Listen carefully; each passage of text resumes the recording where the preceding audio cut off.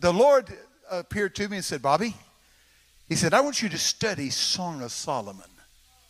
And I said, as a good redneck, I don't get much in nothing out of that book. That's what he said the next word. So help me now. Here's this next word. You ready? You don't know nothing about kissing, do you, boy?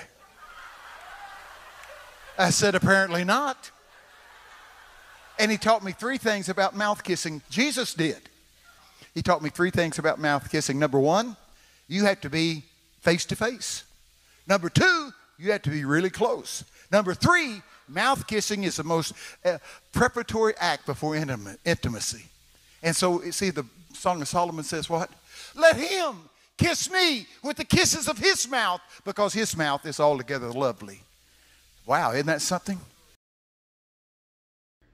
So those of us that are familiar with the NAR, we know that this is a very awkward thing that happens. There are some of these older, no offense, but there are some of these older men and leaders in this movement that are fixated and write about the Song of Songs or the Song of Solomon. And there's this eroticism that they're talking about.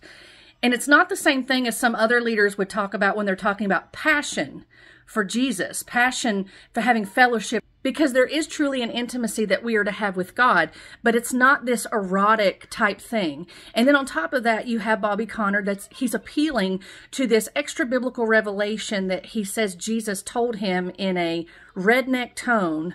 And no offense, but I don't think that you need that extra biblical revelation to know how a kiss works. So I'm just going to plead that we please stop this inappropriate appeal to these erotic type, Jesus is my boyfriend type stuff, and that we get back to focusing on what true fellowship and intimacy with Christ is based on Scripture, and that we're not afraid of being passionate for Jesus.